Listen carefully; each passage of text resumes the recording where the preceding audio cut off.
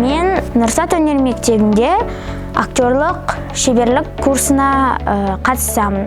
Достарым маған, сен таланттысың, бойыңда өнерің бар, неге киноға түспейсің деп жиі айтатын.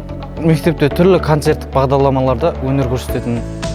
Ән десе әні бар ма, би десе биі бар ма, тіпті көрініс десе көрініс дей. Бір сөзбен айтқанда, мектептің сахнасынан түспейтін.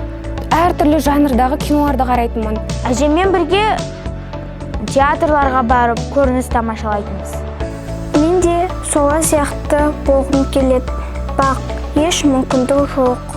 Бір күні досым сабақтан үнемі ерте қайтып кететін.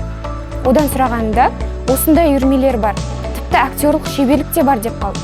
Сөйтіп мен үйіме жүгірдім дағына, ата-анамды ертіп. Нұрсат өнер мектебіне келдім. Толық метражды фильмге түсіп үлгердім. Өзімнің де қалауым осы болатын.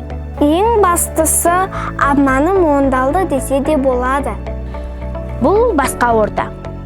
Жаңа достар таптым. Барлығы да шығармашыл адамдар, көңілдері таза.